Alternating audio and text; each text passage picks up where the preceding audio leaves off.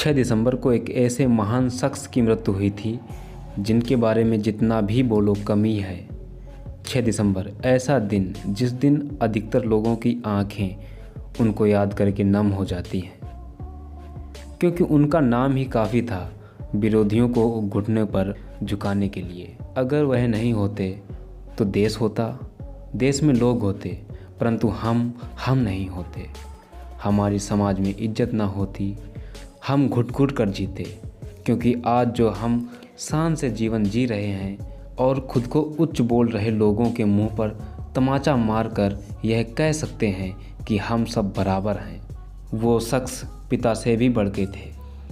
क्योंकि बच्चे तो तब भी पैदा हो जाते थे, लेकिन उनकी ज़िंदगी किसी नाली में पड़े हुए कीड़े के समान ही गुजरती थी।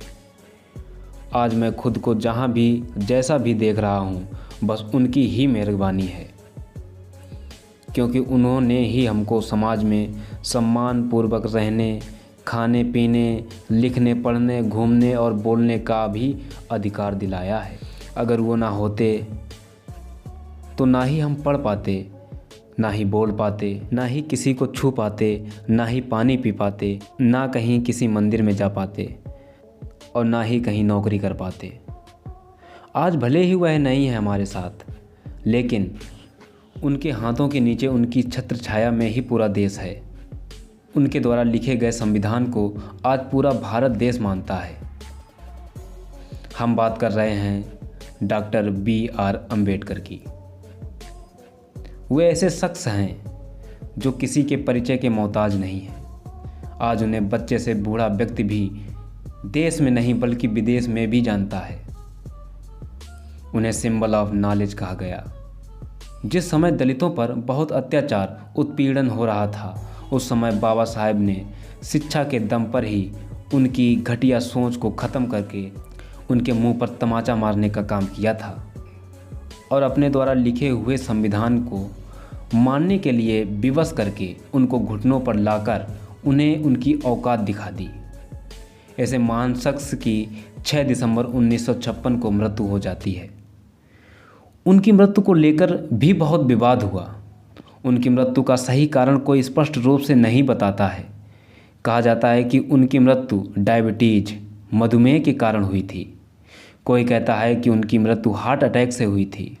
हालांकि बाबा साहब की मृत्यु को लेकर आज तक कोई आधिकारिक जानकारी नहीं मिल पाई है, लेकिन बाबा साहब के परिवार वाले हमेशा बाबा साहब की मृत्यु को लेकर एक बड़ी साजिश का दावा करते हैं और कहते हैं कि उनकी मृत्यु का कारण और कोई नहीं बल्कि उनकी खुद की दूसरी पत्नी सबिता ताई ही थी।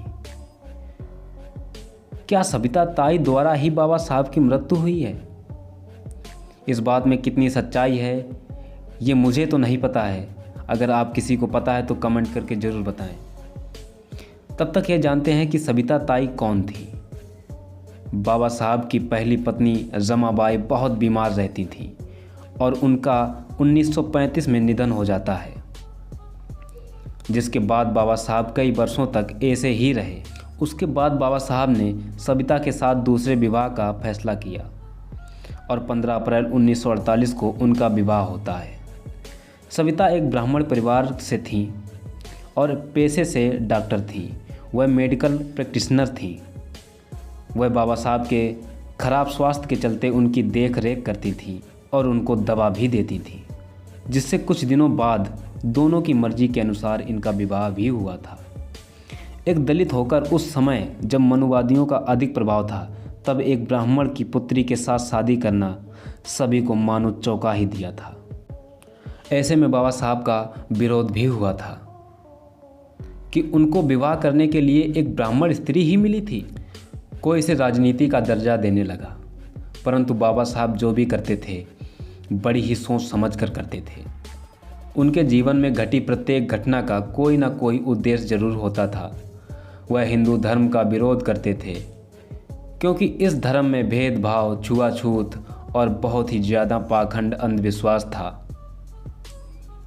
उन्होंने हिंदू धर्म के लिए कहा था कि यह धर्म मनुष्यों द्वारा मनुष्यों पर अत्याचार और दुर्व्यवहार करने वाला धर्म है, जहाँ लोगों को उनकी जात देखकर ऊंच या नीच समझा जाता है।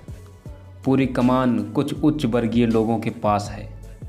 यहाँ नारियों के लिए सम्मान नहीं है। यह धर्म मेरे लिए अनुकूल नहीं है। और कहा, मैं भले ही किसी धर्म को अपना लूँ, लेकिन हिंदू धर्म को ज़रूर छोड़ दूँगा। और इस पर उन्होंने कहा था कि मेरा जन्म हिंदू धर्म में हुआ है, जो कि मेरे बस में नहीं था, लेकिन मैं हिंदू धर्म में मरूंगा नहीं, क्योंकि यह मेरे बस में है। उनके कहने का मतलब बिल्कुल स्पष्ट था कि बाबा साहब मरने से पहले हिंदू धर्म को छोड़ देना चाहते हैं। बाबा साहब ने सभी धर्मों को नज़दीक से जाना, समझा, परखा और वह बौद्ध धर्म और बुद्ध के विचारों से बहुत प्रभावित हुए। और उन्होंने 14 अक्टूबर 1956 को नागपुर की दीक्षा भूमि पर लगभग 3.5 लाख लोगों के साथ हिंदू धर्म को छोड़कर बौद्ध धर्म स्वीकार कर लिया। उन्होंने लोगों के हाथों में हिंदू धर्म की पड़ी हुई बेड़ियों को तोड़ने का काम किया था।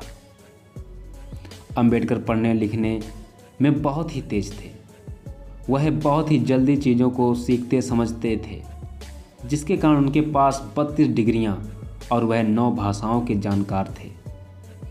उन्हें किताबें पढ़ने का बहुत ही शौक़ था। उनका खुद का पुस्तकालय था। वह किताबों को लिखते भी थे। वह अंतिम समय में भी एक किताब लिख रहे थे, जिसका नाम द बुद्धा एंड हिज धम्म था। इसको पूरी करने के 3 दिन बाद ही 6 दिसंबर 1956 को दिल्ली में उनके घर पर ही उनकी नींद में ही मृत्यु हो जाती है और उनके पार्थिव शरीर को मुंबई लाया गया और चैत्य भूमि दादरा मुंबई में 7 दिसंबर 1956 को अंबेडकर का बौद्ध परंपरा के अनुसार दाह संस्कार भी किया गया। अंबेडकर के दाह संस्कार के पहले उन्हें साक्षी मानकर उनके 20 लाख अनुयायियों ने बौद्ध धर्म की दीक्षा ली। बाबा साहब का हमारे जीवन में बहुत ही बड़ा योगदान है, क्योंकि हमें जो भी दिया है बाबा साहब ने ही दिया है, किसी धर्म या भगवान ने नहीं। तो इस पर कुछ लाइनें हैं कि निकाली होगी गंगा किसी ने अपनी